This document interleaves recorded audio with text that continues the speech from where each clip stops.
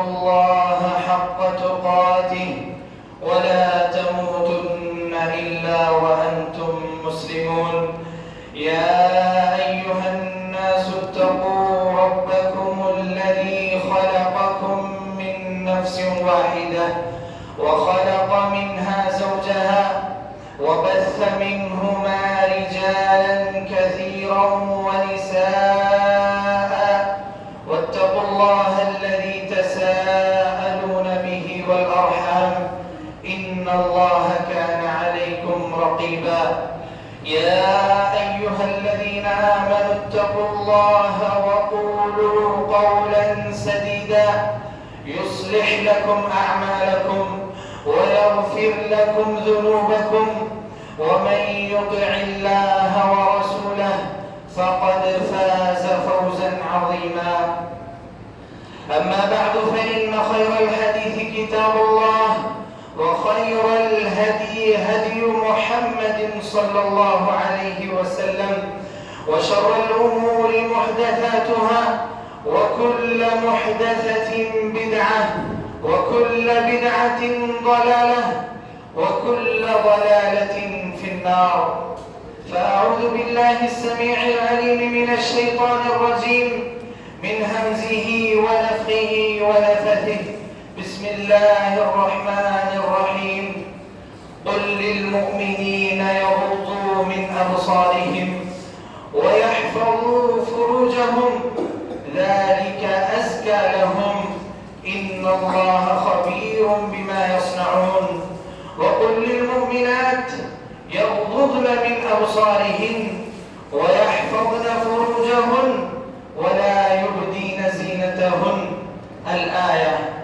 وقال الله عز وجل في موضع آخر إن السمع والبصر والفؤاد كل أولئك كان عنه مسؤولا. وعن أبي هريرة رضي الله عنه قال قال رسول الله صلى الله عليه وسلم إن الله كتب على ابن آدم حظه من الزنا أدرك ذلك لا محالة. فزنا العين النظر وزنا اللسان المنطق والنفس تمنى وتشتهي والفرج يصدق ذلك كله ويكذبه. متفق عليه. وقال صلى الله عليه وسلم في موضع آخر مخاطبا لعلي رضي الله عنه قال يا علي لا تتبع النظرة النظرة فإنما لك الأولى وليست لك الآخرة. رواه أبو داود وغيره وحسنه الألباني رحمه الله. ہر قسم کی حمد و ثنا تعریف و توصیف کبریائی و بڑائی اس ذات وحدہ لا شریک کے لیے لائق و زیبا ہے جس نے ہم سب پر بے شمار احسانات کیے اور ہمیں انگنت نعمتوں سے نوازا جن میں کچھ نعمتیں خارجی ہیں اور کچھ نعمتیں داخلی ہیں. خارجی سے مراد وہ نعمتیں جن میں ہم گزر بسر کرتے ہیں. کھانا پانی روزی روٹی گھر مکان بیوی بچے ماں باپ یہ ساری اللہ کی نعمتیں ہیں جو کہ خارجی ہیں. اور داخلی نعمتیں یعنی کہ جو نعمتیں ہمارے جسم سے تعلق رکھتی ہیں ہمارے جسم کے اندرونی حصے سے تعلق. اکثر و بیشتر لوگ اللہ کی نعمتوں پر غور و فکر نہیں کرتے اور جو کر بھی لیتے ہیں تو وہ خارجی اور ظاہری نعمتوں پر ان کا دھیان وہاں لگا ہوتا ہے. بہت کم لوگ ایسے ہوتے ہیں جو داخلی نعمتوں پر اللہ کی غور و فکر کرتے ہیں. اسی کی طرف نشاندہی کرتے ہوئے اللہ تبارک و تعالی نے فرمایا وَفِي أَنفُسِكُمْ أَفَلَا تُبْصِرُونَ. تمہاری جانوں میں تمہارے نفس میں تمہاری خلقت میں کیا تم غور و فکر نہیں کرتے کہ ہم نے تمہیں کن کن نعمتوں سے نوازا. حضرات اللہ کی انہی نعمتوں میں سے ایک نعمت جو بڑی اہم اور بڑی اہمیت کی حامل، وہ نعمت ہے آنکھ کی نعمت، جس کے ذریعے ہم دیکھتے ہیں، جس کے ذریعے ہم اچھائی اور برائی میں فرق کرتے ہیں۔ اور یہ وہ نعمت ہے کہ جس انسان سے اگر اس نعمت کو چھین لیا جائے تو اس کی زندگی بے معنی ہو کر رہ جاتی ہے۔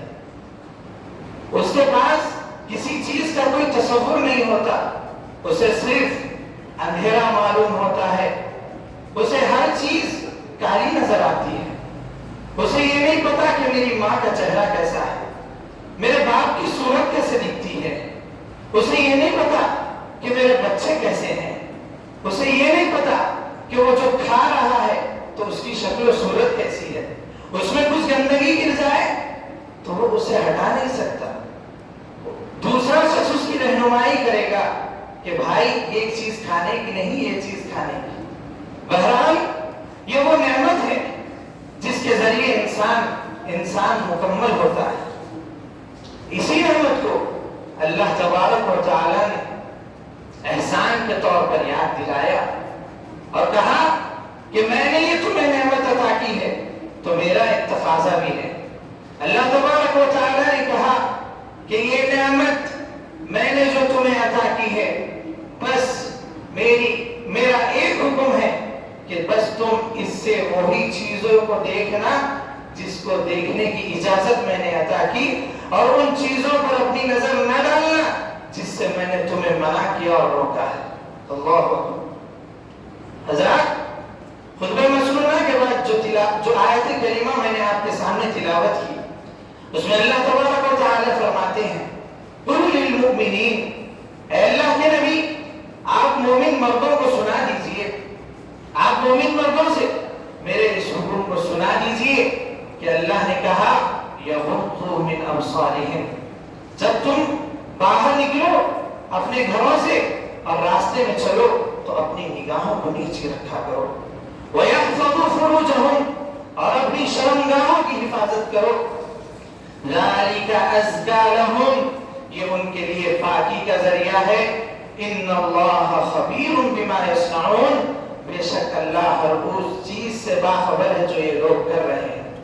پھر آگے اللہ نے کہا وَقُلْ لِلْمُؤْمِنَاتِ، اے اللہ کے نبی مومنہ عورتوں سے بھی کہہ دیجئے یغضضن من ابصارہن، کہ وہ اپنی نگاہوں کو نیچی رکھیں، وَيَحْفَظْنَ فُرُوجَهُنْ، اور وہ اپنی شرمگاہوں کی حفاظت کریں، وَلَا يُبْدِينَ زِينَتَهُنْ، اور اپنی زینت کی چیزوں کو ظاہر نہ کریں۔ حضرات، اسلامی شریعت میں جہاں کہیں اللہ کے فرمان یا احکامات نازل ہوتے ہیں تو عام طور سے مردوں کو مخاطب کر کے اللہ تبارک و تعالی ارشاد فرماتے ہیں، اور اس میں عورتیں بھی شامل ہوتی ہے، الا یہ کہ کوئی استثناء کی صورت آ جائے جو مرد اور عورت میں فاصل پیدا کرے اور ان دونوں کے احکامات کو الگ کرے۔ لیکن اللہ تبارک و تعالی نے اس حکم کے پیش نظر، اس نگاہ کی اہمیت کے پیش نظر، اللہ تبارک و تعالی نے مردوں کو اور عورتوں کو الگ الگ مخاطب کر کے کہا کہ اللہ کے نبی آپ مومن مردوں سے بھی کہہ دیجئے، آپ مومنہ عورتوں سے بھی کہہ دیجئے کہ وہ دونوں اپنی نگاہوں کی حفاظت کریں، وہ دونوں اپنی نگاہوں کو کھلا نہ چھوڑیں، اس کے ذریعے ان کے دل میں فساد پیدا ہوگا۔ اللہ اکبر۔ اور غور کریے، اللہ تبارک و تعالی نے نگاہوں کی حفاظت کے بعد شرمگاہ کی حفاظت کا ذکر کیا۔ مفسرین اس آیت کی تفسیر میں کہتے ہیں کہ شرمگاہ کی حفاظت کو مؤخر کر کے نگاہ کی حفاظت کو مقدم کرنے کا مقصد یہ ہے کہ اگر جو شخص اپنی نگاہ کو کھلا چھوڑ دے گا، اپنی نگاہ کی حفاظت نہیں کرے گا تو ہرگز وہ اپنی شرمگاہ کی حفاظت نہیں کر سکتا۔ یہ گہرا تعلق ہے اس نگاہ کا اس دل سے اور اس شرمگاہ سے۔ یہ نگاہ دل کا دروازہ ہے۔ امام قرطبی رحمہ اللہ کہتے ہیں البصر بوابۃ الاکبر الی القلب، نگاہ تو ایک بہت بڑا دروازہ ہے دل کا، اگر تم اسے ہر کسی کے لیے کھول دو گے تو تمہارے دل میں فساد ہو جائے گا، تمہارا دل خراب ہو جائے گا، اور جس شخص کا دل خراب ہو جائے پھر اس کے جسم کا کوئی عضو سلامت ہرگز نہیں رہتا. اسی کی طرف نشاندہی کرتے ہوئے پیارے نبی نے کہا تھا الا ان فی الجسد مضغة اذا صلحت صلح الجسد كله واذا فسدت فسد الجسد كله الا وهي القلب. کہا اللہ کے نبی نے لوگوں سن رکھو کہ جسم میں تمہارے ایک خون کا ایک لوتھڑا ایسا ہے, ایک جسم میں تمہارے ایک حصہ ایسا ہے کہ اگر وہ صحیح سلامت ہو جائے, اگر وہ پاکیزہ ہو جائے تو تمہارا سارا کا سارا جسم صحیح سلامت رہے گا, اور اگر وہ بگڑ جائے, اگر اس میں فساد ہو جائے تو تمہارا جسم سارا کا سارا فساد اس میں برپا ہو جائے گا. اللہ کے نبی نے کہا الا وہی القلب, کان کھول کر سن لو وہ دل ہے. تو میرے بھائیو, اس دل کی حفاظت کے لیے ضروری ہے کہ سب سے پہلے ہم اپنی نگاہ کی حفاظت کریں. نگاہ کی حفاظت جو شخص کرتا ہے اللہ اس کے دل کو پاک و صاف کر دیتا ہے. وہ ایمان کی لذت اور حلاوت محسوس کرنے لگتا ہے. آج ہم میں سے اکثر لوگ یہ شکایت کرتے ہیں کہ نماز پڑھتے ہیں لیکن نماز میں سکون نہیں. تلاوت قرآن مجید اتنی بڑی عبادت, اس کے باوجود ہمارے دلوں کو چین نہیں ملتا. اس کی وجہ کیا ہے؟ ہر انسان اپنے آپ پر غور کرے, وہ سوچے کہ اس سے کون سا ایسا گناہ سرزد ہو رہا ہے جس سے اللہ تبارک و تعالیٰ نے اس سے ایمان کی لذت اور حلاوت چھین لی ہے. اللہ اکبر. حضرات, جو آیت کریمہ میں نے آپ کے سامنے پڑھی, یہ آیت کریمہ سورہ نور کی آیت ہے. اللہ اکبر. شیخ الاسلام ابن تیمیہ رحمہ اللہ بہت ہی پیارا اور بہت ہی بہترین نقطہ یہاں پر بیان کرتے ہیں کہ اللہ تبارک و تعالیٰ نے اس آیت کو سورۃ النور میں نازل کیا, یعنی اس کا نام ہی نور ہے. تو جو آنکھوں کا نور ہے, جو آنکھوں کے نور کو حفاظت میں رکھتا ہے, تو اللہ تبارک و تعالیٰ اسے دل کا نور عطا فرماتے ہیں. اللہ اکبر. اور انہی آیتوں کے بعد, کچھ آیتوں کے بعد اللہ نے اپنے نور کا ذکر کیا. وہ آیت ذکر کی اللہ نور السماوات والارض مثل نورہ کمشکات, ساری آیتیں اللہ تبارک و تعالیٰ نے ذکر کی. شیخ الاسلام ابن تیمیہ کہتے ہیں کہ اس کے سیاق و سباق سے پتہ چلتا ہے کہ جو شخص اپنی نگاہوں کو نیچی رکھے گا, اپنی نگاہوں کی حفاظت کرے گا, اللہ تبارک و تعالیٰ اس کے دل میں ایک ایسا نور ڈال دیں گے جس کے ذریعے وہ اچھائی اور برائی میں فرق کرے گا اور اس کی عبادتیں لذت اور حلاوت والی ہو جائیں گی. حضرات, اسی طریقے سے پیارے نبی صلی اللہ علیہ وسلم نے فرمایا, بخاری مسلم کی حدیث, اللہ کے نبی نے فرمایا ان اللہ كتب على ابن آدم حظه من الزنا ادرك ذلك لا محالہ. اللہ تبارک و تعالیٰ نے آدم کی ہر اولاد پر زنا کا کچھ حصہ لکھ دیا ہے. وہ اسے پا کر ہی رہے گا, وہ اسے ضرور پا کر رہے گا. پھر آگے اللہ کے نبی نے کہا وَزِنَ الْعَيْنُ النَّظْرُ وَزِنَ الْعَيْنِ النَّظْرُ, آنکھوں کا زنا اس کا دیکھنا ہے, بری چیزوں کو دیکھنا ہے. وَزِنَ اللِّسَانِ الْمَنْطِقُ, اور زبان کا زنا اس سے بری بات کرنا ہے. وَالنَّفْسُ تَمَنَّى وَتَشْتَهِي, اور یہ ساری چیزوں کی خواہش نفس میں ہوتی ہے, وہ اس چیز کی خواہش کرتا ہے. وَالْفَرْجُ يُصَدِّقُ ذَلِكَ كُلَّهُ وَيُكَذِّبُهُ, اور شرمگاہ ہے کہ یا تو اس کی تصدیق کرتی ہے یا اس کی تکذیب کرتی ہے. اللہ اکبر. یعنی آج کے اس دور میں نگاہوں کی حفاظت اتنا بڑا, اتنا کٹھن مرحلہ ہو گیا ہے, خاص کر آج کی نوجوان نسل نے, آج کی نوجوان نسل کے لیے یہ بہت بڑا چیلنج بن کے کھڑا ہے. اور اللہ تبارک و تعالیٰ کی یہ آزمائش ہے.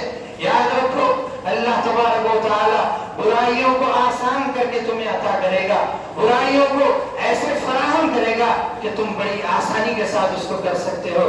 لیکن اللہ تبارک و تعالیٰ اس چیز کے ذریعے آزماتا ہے. اور اللہ نے کہا یستخفون من الناس ولا یستخفون من اللہ, یہ لوگ لوگوں سے چھپا کر گناہ کرتے ہیں, لوگوں سے ڈر کر تنہائی میں گناہ کرتے ہیں, اور بھول جاتے ہیں کہ ان کا رب انہیں دیکھ رہا ہے, ان کا رب ان پر نظر رکھے ہوئے ہے. تو اس حدیث میں پیارے نبی صلی اللہ علیہ وسلم نے کہا کہ آنکھوں کا بری چیز کو دیکھنا یہ آنکھوں کا زنا ہے. کوئی شخص یہ نہ سمجھے کہ وہ کسی چیز پر نظر ڈال دے اور کوئی منظر دیکھ لے، کوئی تصویر دیکھ لے یا کسی اجنبی عورت پر نظر ڈالے اور یہ سمجھے کہ یہ تو بس ایک نظر ہے، اس سے کیا فرق پڑتا ہے؟ نہیں، یہ آپ کی نظر میں نظر ہوگی لیکن شریعت کی نظر میں یہ زنا ہے۔ اللہ اکبر، شریعت نے اس کو زنا کا لقب دیا ہے۔ تو ہوشیار ہو جائیے، اپنی ان آنکھوں کی حفاظت کیجیے۔ محترم حضرات، اسی نگاہ کے بارے میں آداب سکھلاتے ہوئے میرے نبی صلی اللہ علیہ وسلم نے علی رضی اللہ عنہ سے کہا تھا، یا علی لا تتبع النظرة النظرة فإنما لك الأولى وليست لك الآخرة۔ اے علی، جب تمہاری نگاہ کسی عورت پر پڑ جائے یا کسی برے منظر پر پڑ جائے تو تم ایک نگاہ کے بعد دوسری نگاہ اس پر نہ ڈالو۔ اگر تمہاری نگاہ اچانک سے کسی چیز پر پڑ جائے تو فوراً اپنی نگاہ کو پھیر لو۔ فإنما لك الأولى وليست لك الآخرة، پہلی جو نگاہ ڈالی تھی، جو جان بوجھ کر نہیں تھی، انجانے میں تھی، وہ نگاہ تمہاری تھی، اور دوسری جو نگاہ اگر تم ڈالو گے تو وہ تمہاری نہیں بلکہ شیطان کی ہوگی۔ تو اگر اچانک نظر پڑ جائے تو ہمیں چاہیے کہ فوراً اس سے اپنی نگاہ کو پھیر لیں۔ حضرت جریر بن عبداللہ رضی اللہ عنہ اسی طرح ایک مرتبہ آپ صلی اللہ علیہ وسلم سے سوال کرتے ہیں کہ اللہ کے نبی، اگر میری نگاہ کسی ایسے منظر پر اچانک سے پڑ جائے تو میں کیا کروں؟ پیارے نبی صلی اللہ علیہ وسلم نے فرمایا، اصرف بصرک۔ کتنا آسان ہے، پیارے نبی نے بتایا، کتنا آسان ہے کہ پیارے نبی نے کہا اپنی نگاہ کو پھیر لو۔ اگر تم نگاہ کو جمائے رکھو گے یا نگاہ پر نگاہ ڈالتے رہو گے تو یہ تمہارے لیے فساد کا ذریعہ ہوگا، اور نگاہ ڈالنے سے پہلے اس چیز پر صبر کر لینا نگاہ ڈالنے کے بعد صبر کرنے سے آسان ہے۔ یہ چیز بہت اہم ہے، لوگ اس چیز کو سمجھ نہیں پاتے۔ نگاہ نہ ڈالیے، آپ آرام میں رہیں گے۔ اگر نگاہ ڈالیں گے تو اس سے دل کو تکلیف ہوگی، اور اس چیز کو اگر نہیں پائیں گے تو یہ بھی ایک قسم کا عذاب ہوتا ہے۔ محترم حاضرین، یہاں پر ایک چھوٹا سا قصہ میں ذکر کرنا چاہوں گا، گرچہ کہ وہ قصہ سندن ضعیف ہے لیکن بعض علماء نے اس کو اپنی کتابوں میں ذکر کیا۔ ایک مرتبہ کا واقعہ ہے کہ پیارے نبی صلی اللہ علیہ وسلم ایک صحابی کو جو کہ نوجوان تھے، ان کو کسی کام سے بھیجتے ہیں۔ وہ اپنا کام کرنے کے لیے گھر سے نکلتے ہیں، اور جب جاتے ہیں تو راستے میں ایک اجنبی عورت پر ان کی نظر پڑ جاتی ہے۔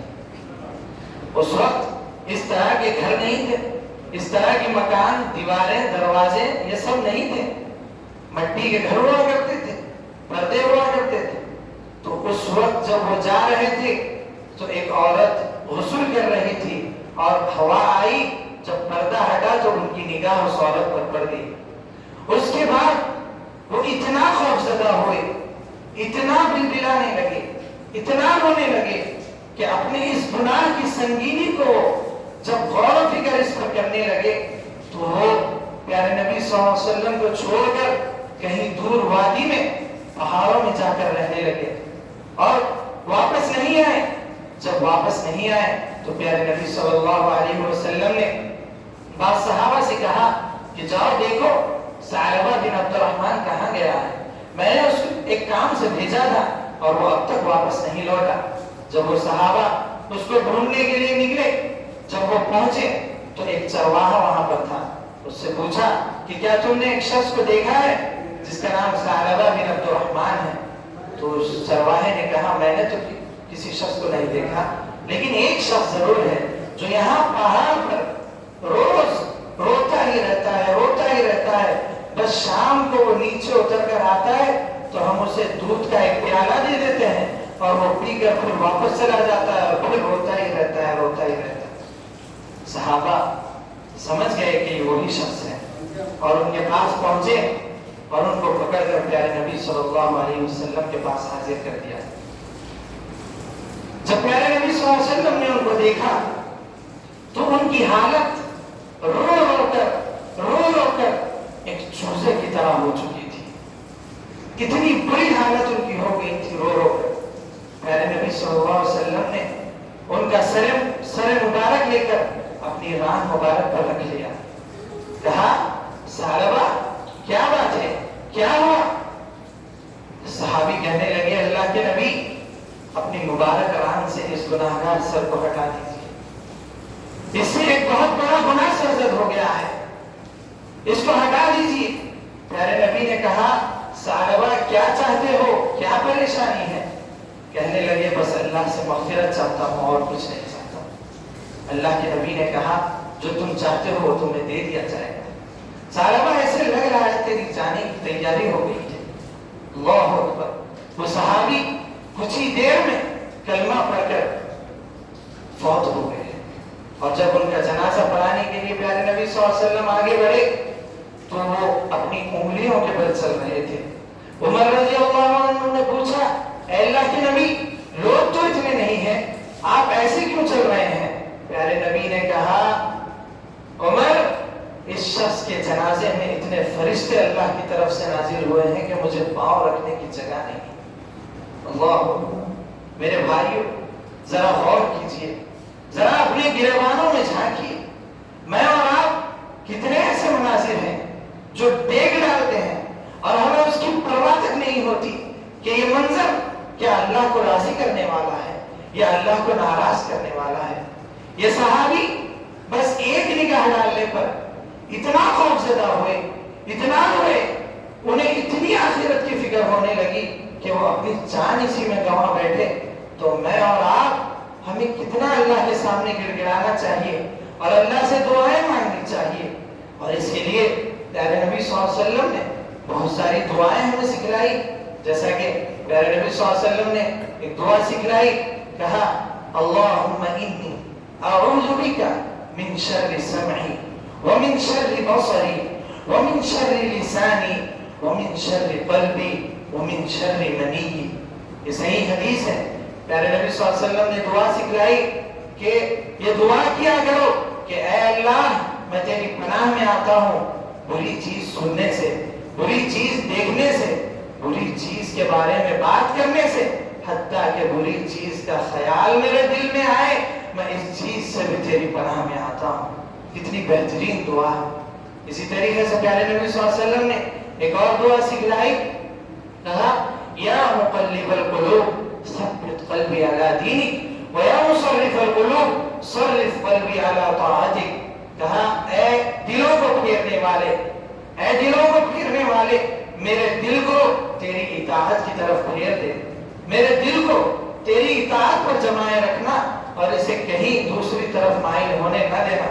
मोहतरम हज़रात, बातें तो उस पर बहुत सारी हैं, लेकिन मैं बाज़ फ़वाइद इसके बताता चलो कि जो शख्स निगाह की हिफाजत करता है तो उसके बहुत सारे फ़वाइद हैं।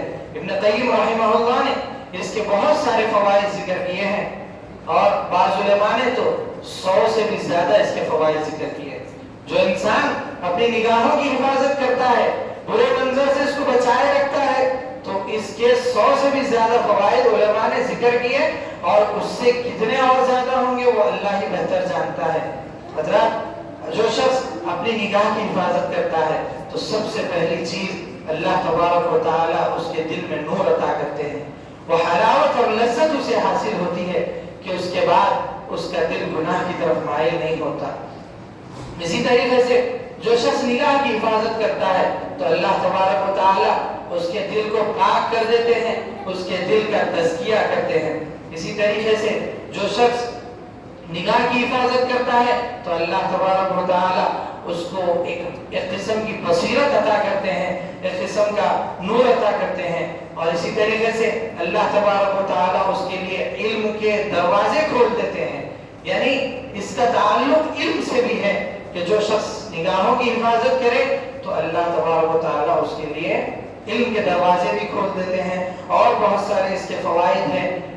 मैं अल्लाह से दुआ करता हूँ कि अल्लाह तबारक व तआला हम सबको अपनी निगाहों की हिफाजत करने की तौफीक अता फरमाएं और हर उस चीज़ की पाबंदी और हर उस चीज़ की फरमाबरदारी करने की तौफीक अता फरमाएं जो प्यारे नबी सल्लल्लाहु अलैहि वसल्लम ने हमें बतलाई हो, और हर उस चीज़ से हमें बचने की तौफीक अता फरमाएं जिससे प्यारे नबी सल्लल्लाहु अलैहि वसल्लम ने मना किया हो। व आखिरु दावाना अनिल हम्दुलिल्लाहि रब्बिल आलमीन।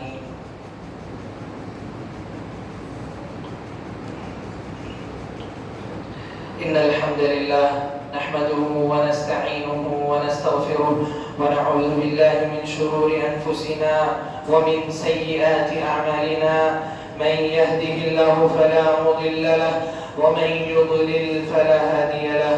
وأشهد أن لا إله إلا الله وحده لا شريك له وأشهد أن محمدا عبده ورسوله.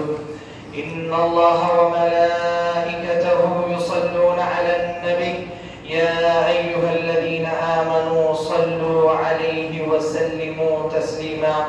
اللهم صل على محمد وعلى آل محمد كما صليت على إبراهيم وعلى آل إبراهيم إنك حميد مجيد. اللهم بارك على محمد وعلى آل محمد كما باركت على إبراهيم وعلى آل إبراهيم إنك حميد مجيد. ربنا آتنا في الدنيا حسنة وفي الآخرة حسنة وقنا عذاب النار. ربنا ظلمنا أنفسنا وإن لم تغفر لنا وترحمنا لنكونن من الخاسرين. اللهم أعز الإسلام والمسلمين. اللهم أعز الإسلام والمسلمين. اللهم أعز الإسلام والمسلمين وأذل الشرك والمشركين وأذل الشرك والمشركين وأذل الشرك والمشركين. اللهم انصر من نصر دين محمد صلى الله عليه وسلم وجعلنا منهم آمين. واخذل من خذل دين محمد صلى الله عليه وسلم ولا تجعلنا منهم آمين. عباد الله رحمني ورحمكم الله، إن الله يأمر بالعدل والإحسان وإيتاء ذي القربى وينهى عن الفحشاء والمنكر والبغي يعظكم لعلكم تذكرون. اذكروا الله يذكركم وادعوه يستجب لكم ولذكر الله